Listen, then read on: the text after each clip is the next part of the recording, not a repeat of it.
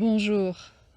Alors aujourd'hui, je te fais une vidéo depuis une station de Haute-Savoie. Je suis actuellement au Carreau et là j'ai une vue juste incroyable sur toute la station, sur les télécabines, là juste face à moi, derrière moi la forêt, les orchidées. Ah, ça fait du bien. Aujourd'hui, au moment où j'enregistre cette vidéo, on est le 22 juin 2022. Et ça fait plus d'un mois et demi que je suis maintenant en France.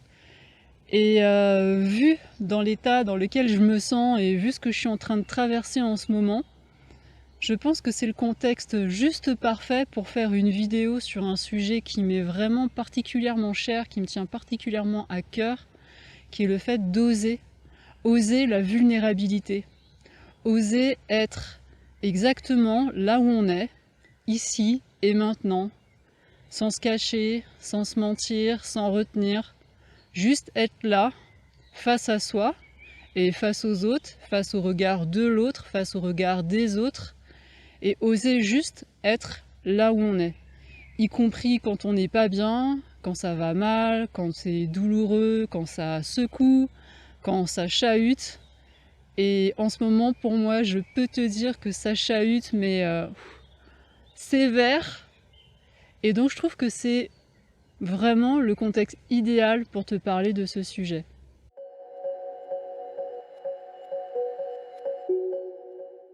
Je suis Karine Lépouchard, je suis thérapeute énergéticienne et enseignante indépendante. Et aujourd'hui, dans cette vidéo, j'ai envie de te faire un témoignage et de partager avec toi des pistes de réflexion sur ce sujet qui est oser la vulnérabilité.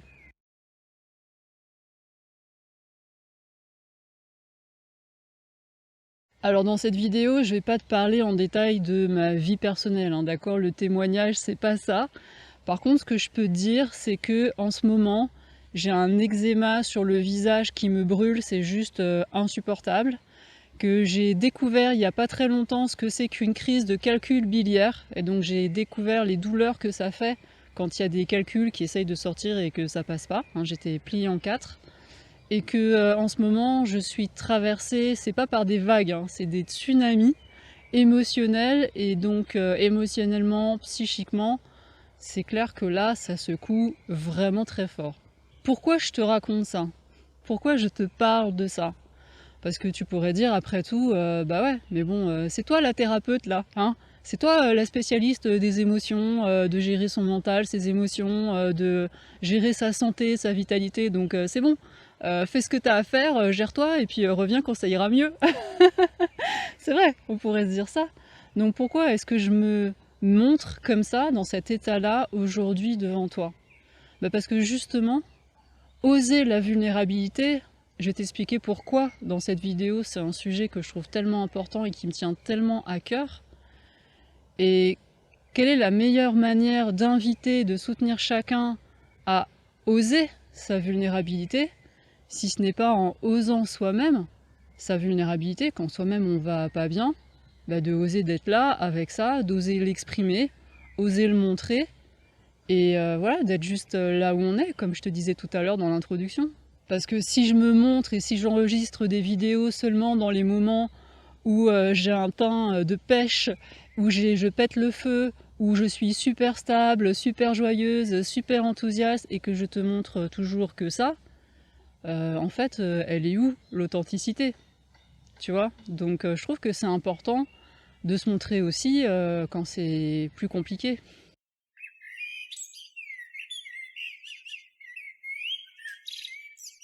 Franchement, je comprends complètement qu'on puisse attendre d'un enseignant, d'un thérapeute, d'être toujours bien, toujours en bonne santé.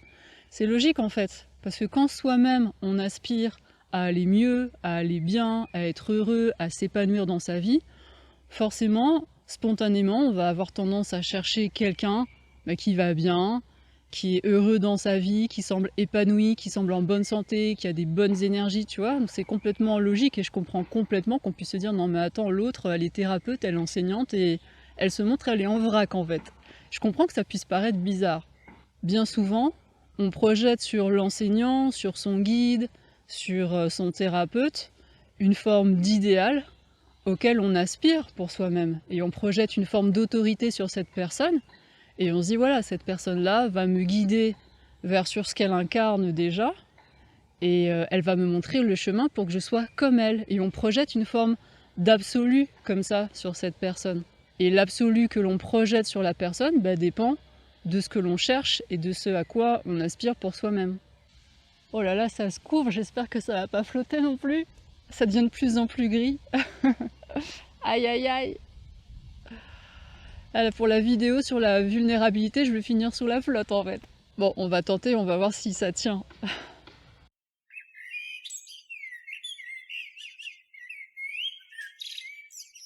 Donc c'est la première chose à laquelle j'aurais envie de t'inviter dans cette vidéo, si ça te paraît bizarre que je me montre comme ça en vrac, pas bien, chahuté. C'est comment tu sens ça en toi? Est-ce que ça te perturbe? Est-ce que ça te déstabilise? Est-ce que tu sens qu'il y a des jugements, des critiques? Et donc que tu regardes, quand tu visionnes ces vidéos, quand tu suis ces contenus, qu'est-ce que tu cherches? Est-ce qu'il y a une quête?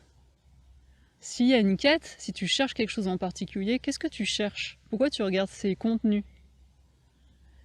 Et quand on se rend compte, ça prend du temps pour répondre à cette question, bon ça peut venir aussi très, très rapidement, parfois on est très au clair sur ce qu'on cherche.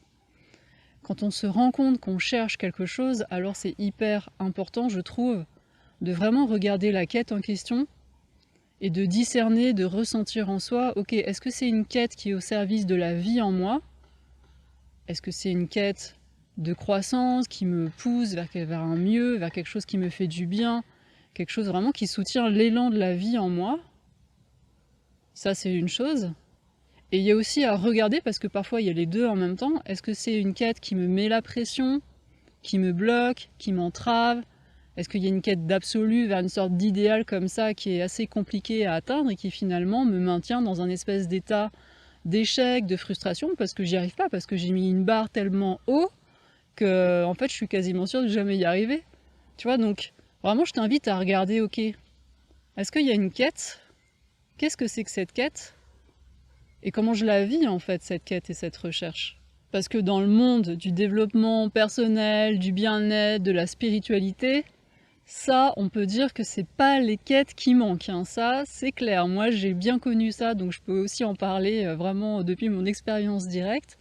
Hein, il y a ces quêtes de perfection, d'idéaux de bien-être, de zénitude, d'être toujours en paix, ces idéaux d'harmonie relationnelle, voilà, d'être dans l'amour avec tout le monde, d'aimer tout le monde, d'être aimé par tout le monde.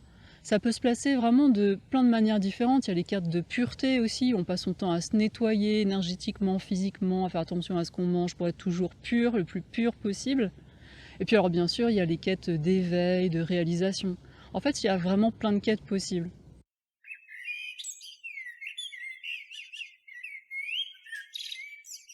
Et donc quand on est en quête, en fait on projette pour soi un idéal, un absolu dans le futur, et on va se mettre du coup aussi en recherche de personnes, d'enseignants, de guides, de gourous, de maîtres, qui vont nous permettre de nous guider vers cet idéal, cet absolu. Et donc on va chercher des personnes qui semblent incarner comme ça cet idéal et cet absolu. Et ça c'est vraiment à bien regarder parce que ça entretient des illusions juste incroyables. Et effectivement, il y a des personnes, il y a des maîtres, des gourous, des enseignants qui entretiennent ce jeu, qui se mettent en scène d'une certaine manière, qui se montrent toujours dans un certain contexte. C'est hyper intéressant à observer et c'est absolument pas à juger. Moi je connais ça très bien. J'ai été en quête pendant tellement longtemps, je connais ça très bien. Et puis il y a un moment donné où petit à petit je me suis rendu compte que ce que je cherchais c'était déjà là et j'ai arrêté de chercher. Et il y a eu un mouvement beaucoup plus tranquille, beaucoup plus apaisé pour aller savourer ici et maintenant ce qui est déjà là. Si tu regardes bien ce que tu fais quand tu vois que tu es en quête de quelque chose, que tu recherches quelque chose, que tu projettes pour toi un absolu, un idéal pour le futur, en fait tu crois que tu dois être différent, tu dois être mieux que ce que tu es là maintenant. Donc tu ne te rencontres pas ici et maintenant, tu ne t'acceptes pas, tu ne t'accueilles pas, tu ne t'aimes pas tel que tu es là maintenant, tu crois que tu dois être différent. Donc finalement tu te rejettes toi-même. Moi je trouve ça triste en fait, je trouve ça dommage. Parce qu'en fait, tes défis, tes dualités, tes paradoxes, tes aspérités, tes inconforts, tous les défis auxquels tu es confronté là, ici et maintenant dans ton humanité, en fait c'est juste parfait. C'est ça qui tu es, et c'est ça qui est beau, qui est riche, qui est incroyable à rencontrer et à aimer de mieux en mieux chaque jour. C'est ça le chemin en fait. Et donc c'est quoi l'intérêt de chercher à incarner un espèce d'état d'éveil absolu et permanent, de jouer à être dans cette omniscience, cette omniconscience, cette espèce d'état de réalisation, de joie sans objet éternel, d'absolu, de je ne sais pas quoi. C'est quoi l'intérêt en fait? Si c'est pas ce que je vis déjà là, ici, maintenant, c'est quoi l'intérêt de jouer à être ailleurs que là où je suis et d'essayer d'être ailleurs que là où je suis? À quoi ça sert? Moi, ce qui m'intéresse, c'est de savourer pleinement, y compris quand c'est confortable, douloureux et que ça bouge et que ça chahute, mais de savourer pleinement et de ne pas perdre une miette de l'être humain, de la femme que je suis ici et maintenant, y compris avec son eczéma et sa vésicule biliaire en vrac.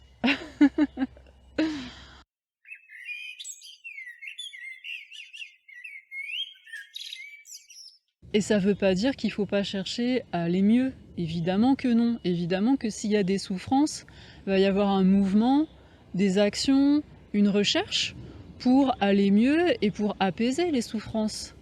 Mais c'est pas un mouvement et ce sont pas des recherches et des quêtes pour aller vers un absolu. C'est juste un mouvement pour prendre soin de soi. C'est un mouvement d'amour de soi, pour se soulager, pour que ce soit plus doux et plus confortable d'être auprès de soi-même. C'est complètement différent. Il n'y a pas de quête d'absolu pour être parfait et pour aller vers je ne sais quel idéal. Et ce mouvement de prendre soin de soi et de soulager ses souffrances, c'est pas fait non plus pour se conformer à un espèce de dogme du collectif, plaire aux autres, rentrer dans un moule. Tu vois, c'est pas non plus pour se rendre conforme avec un espèce de truc d'autorité extérieure. C'est vraiment juste par amour de soi. Et tu vois, comme ce mouvement de prendre soin de soi, il vient justement de l'amour de soi, ben on n'est plus dans l'optique de cacher quoi que ce soit, de se rendre séduisant, de plaire ou quoi que ce soit. On a soif dans ce mouvement d'authenticité, on a soif de rencontrer cette souffrance parce qu'on sait que derrière la souffrance, il y a des causes, il y a des déséquilibres, il y a des choses à apprendre, il y a des choses peut-être à transformer, à rencontrer. Il y a ce processus de guérison, d'introspection dont je te parle tout le temps, d'acceptation, d'accueil, de pardon, de gratitude. Et on sait qu'il y a ce processus de rencontre et d'amour et de transformation intérieure avec des ressources et avec des cadeaux à l'intérieur. Et quand on sait ça et qu'on intègre ce processus-là, mais on n'a pas du tout envie de se cacher. Et on n'a pas envie de se cacher d'abord vis-à-vis de soi-même, on a envie d'aller derrière pour voir qu'est-ce qui se passe. Ok, cet eczéma là, qu'est-ce qu'il me dit? Ok, cette vésicule, ok, ce tsunami émotionnel, ok, toutes ces transformations intérieures et qui se répercutent dans ma vie. Tout ça, ça me dit quoi? Ça me dit quoi de qui je suis, de mes besoins, de plein de choses en fait. Et ça, c'est absolument passionnant. Et quand on est dans ce mouvement-là d'authenticité, de rencontre de soi-même, pourquoi se cacher? On n'a rien à cacher, et de moins en moins en tout cas à cacher à soi-même, et du coup aux autres non plus, parce qu'on a soif aussi de rencontrer les autres aussi, dans leur authenticité, y compris dans leur vulnérabilité, de la même manière qu'on n'a plus envie de se lâcher sa propre main à soi-même quand on va pas bien, on a envie aussi d'être là éventuellement pour les autres quand on voit qu'ils vont pas bien, et d'être présent aussi à eux. Cette présence à soi, elle est en miroir avec la présence aux autres. Et donc on n'est plus dans ces masques et dans ces faux semblants et dans ces trucs de séduction. Ça en fait, ça a de moins en moins de sens.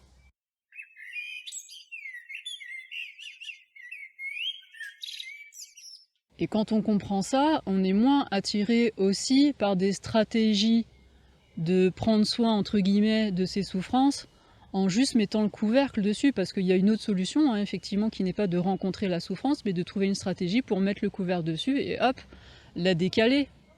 Mais ça, sur le chemin, ce dont je peux te témoigner parce que je l'ai beaucoup expérimenté, ça, C'est que prendre un médoc juste pour enlever la douleur, ou être dans le déni, mettre de côté, se dissocier, regarder ailleurs, faire une diversion, esquiver, bon t'appelles ça comme tu veux, se mentir à soi-même, en fait ça ne gère pas la cause, et donc comme les mêmes causes amènent aux mêmes effets, bah, le problème ressurgit toujours d'une autre manière, et parfois d'une manière encore plus intense et encore plus violente. Donc moi, ce dont je peux te témoigner aussi dans cette vidéo, c'est que mettre le couvercle et ne pas s'occuper de la cause, ne pas aller voir ce que dit la souffrance et à ne pas aller rencontrer ce qu'il y a derrière, eh ben, c'est jouer un jeu qui peut être assez coûteux à moyen et à long terme en fait. Et là encore, ça ne veut pas dire qu'il ne faut pas soulager la douleur. Si je peux soulager la douleur, évidemment que je vais la soulager. Mais c'est juste d'avoir conscience que ça ne va pas aller régler la cause. Si je prends un paracétamol pour gérer ma vésicule en pleine crise, je sais que ça ne va pas me guérir ma vésicule. C'est juste que ça va me soulager à un moment donné, mais pourquoi pas le faire, ça peut être tout à fait intéressant. Bon, moi j'aime bien garder un certain seuil de douleur parce que je trouve que c'est un indicateur et ça me permet de savoir où j'en suis. Donc je trouve que moi la douleur elle est intéressante, même si évidemment je fais en sorte qu'elle soit tolérable et gérable et acceptable non plus. J'aime pas souffrir, je suis comme tout le monde. Mais un peu de douleur, ça permet de savoir, comme un voyant de tableau de bord, ça permet de savoir où on en est. Donc ça peut être aussi intéressant. Et ce dont je peux te témoigner, parce que j'en ai fait l'expérience maintes et maintes fois pour moi, et aussi dans les accompagnements, pour les personnes que j'accompagne, c'est que quand le message d'une souffrance, il est compris, il est ressenti, quand on lui donne un accusé de réception, quand on le décode, quand on le comprend, et quand surtout on en tient compte, en changeant ses croyances, en changeant son positionnement, en changeant certaines choses à l'intérieur de soi, et bien cette souffrance, elle s'apaise, elle disparaît, et les choses rentrent dans l'ordre. Et ça, c'est vraiment quelque chose d'hyper important à intégrer, c'est vraiment une forme de confiance en soi et dans la vie qu'on peut apprendre à vivre, dont on peut apprendre à faire l'expérience. Et quand on sait ça, quand on intègre ça, alors on vit plus du tout les souffrances et les symptômes de la même manière, ça c'est clair. Là, du coup, on sait que la vie profondément est amour, c'est pas juste des mots, c'est pas juste de la théorie, on le vit. La vie est amour, et chaque souffrance recèle un cadeau, voire plusieurs cadeaux.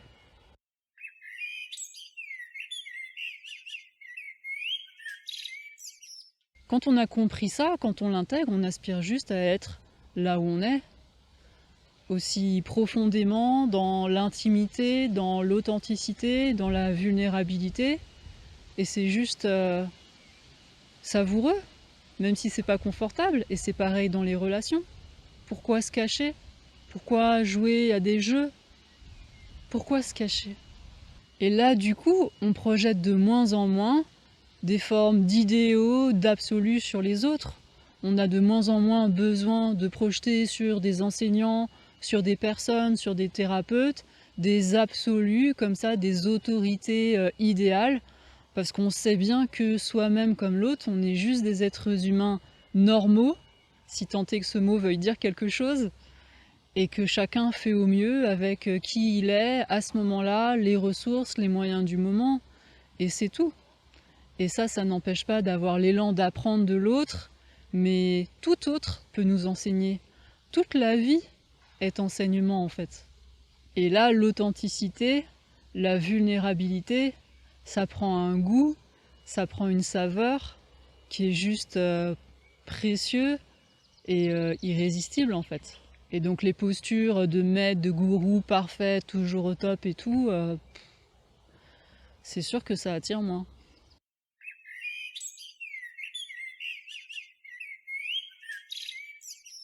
Et tu vois, ce qui est intéressant aussi quand on se rend compte qu'on était comme ça, parti en quête, dans un espèce de truc d'absolu, d'idéal et tout, et qu'on s'en rend compte et qu'on lâche ça, et qu'on revient progressivement à là où on est, ici et maintenant, en fait, ce qui est vraiment joyeux aussi, c'est de se rendre compte que, ok, il y a un chemin, il y a la vie qui se déroule, il y a des choses qui évoluent, qui se transforment, il y a des expériences qui se succèdent, mais qu'en fait, il n'y a pas de fin. Parce que dans la notion de quête, il y a l'idée quand même qu'on court, on court, on court, et à un moment donné, on est censé atteindre un idéal. Et puis, quand on l'a atteint, on fait quoi? C'est quoi? C'est game over? Ça peut être aussi un peu stressant, se dire, mais moi, en fait, je vais faire exprès de jamais l'atteindre parce que j'ai peur d'y arriver et d'atteindre mon absolu. Et après, je vais faire quoi? Je vais m'ennuyer, en fait. Et donc de lâcher la quête, c'est aussi se dire, mais en fait ce chemin de rencontre, d'amour de soi-même, de conscience, ce chemin d'expérience qui se succède comme ça, de défis à relever, mais ça n'a pas de fin. Et ça, je pense que c'est important aussi d'en prendre conscience, que en fait c'est un chemin qui est sans fin, que le but c'est pas un espèce d'absolu dans le futur. Le but c'est juste d'être là, ici et maintenant, c'est le seul objectif, c'est juste d'être là, de respirer dans son corps, en conscience, d'aimer, de ressentir et d'être qui on est. Et de toute façon, on ne peut pas être qui que ce soit d'autre que qui on est déjà, donc en fait c'est déjà là.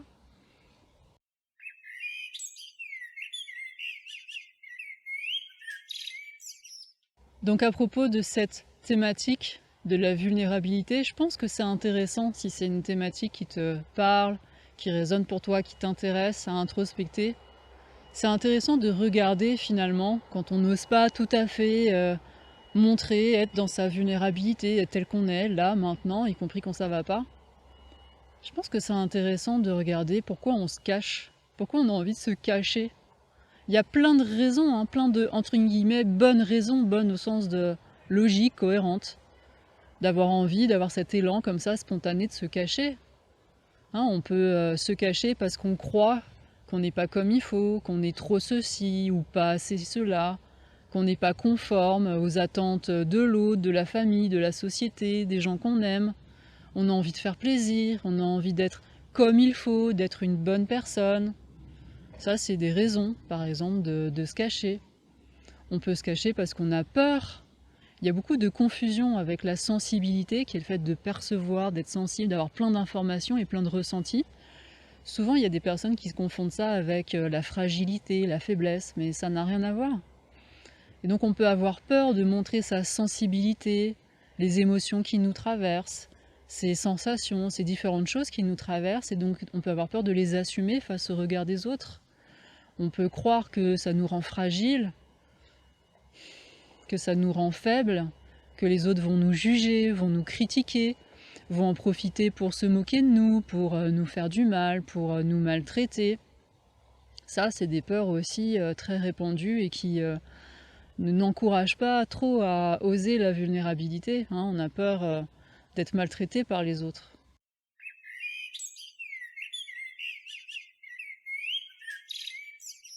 Alors on se cache. On essaie de deviner les codes, les attentes des uns et des autres pour être conforme, pour être en sécurité, pour se fondre dans le moule. Hein. On s'adapte et on se suradapte. Et on fait ça, il n'y a pas à juger ça. Hein. Moi j'ai beaucoup fait ça, donc je sais aussi de quoi je parle.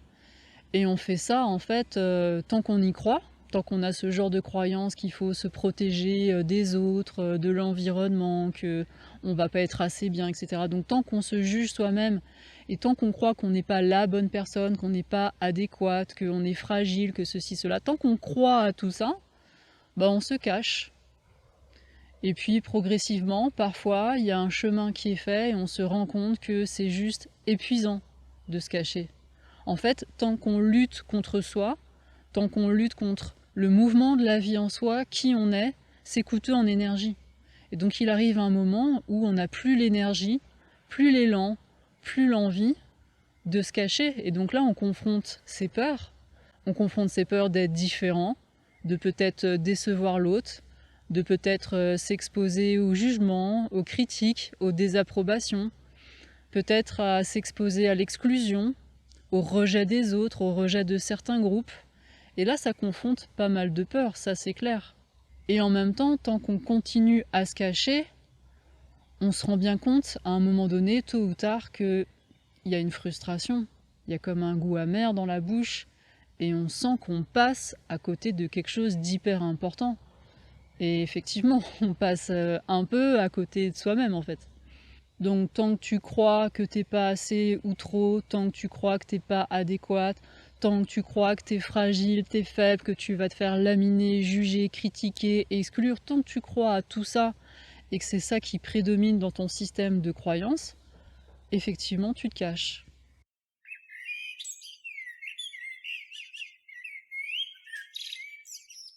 Les jugements des autres sur toi, leurs critiques, leurs désapprobations, ça te touche tant que tu as les mêmes jugements, les mêmes critiques, les mêmes désapprobations entre toi et toi-même. En fait, tant que ça te touche, ça te montre ce que tu penses et ce que tu crois sur toi-même. Et puis progressivement, sur le chemin de la rencontre de soi, de l'amour de soi et de la guérison intérieure, progressivement, un step by step, tu vas t'aimer de plus en plus, tu vas changer tes croyances parce que tu vas les voir et tu vas transformer un certain nombre de choses sur toi. Et tu vas te rendre compte que finalement, le regard des autres, les jugements des autres, les critiques, les désapprobations, tout ça, en fait, ça touche de moins en moins. Dire que ça te touche plus, je sais pas qui peut prétendre que ça touche plus du tout. Moi, ça me touche encore, évidemment. Mais il y a des seuils. Il y a des seuils où ça te touche et ça t'empêche d'être vraiment qui tu es, ça t'empêche d'aller t'accomplir dans ta vie, de faire ce que tu as à faire et d'exprimer ce que tu as exprimé. Donc là, c'est embêtant.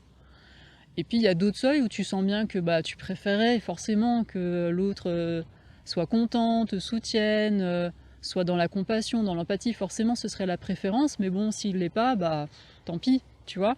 Et donc, il y a différents seuils comme ça. Et donc, il y a un moment donné où tu vas te rendre compte que, puisque toi, tu es beaucoup plus dans l'amour de toi, dans l'accueil de toi, dans l'acceptation de toi, dans le soutien de toi à toi, finalement, si l'autre te soutient pas, si l'autre est pas d'accord et si l'autre te critique, en fait, tu te rends compte que l'autre, en fait, il ne te parle toujours que de lui.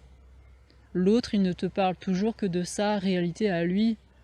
Et donc, tu vas te rendre compte que ses critiques, ses jugements, ses désapprobations, elles parlent de ses peurs, de sa vision du monde, de ses limites. Et tu vas te rendre compte que toi, t'es pas du tout obligé d'avoir les mêmes, en fait. Et là, c'est un vrai soulagement. Et là, t'as de moins en moins envie de te cacher.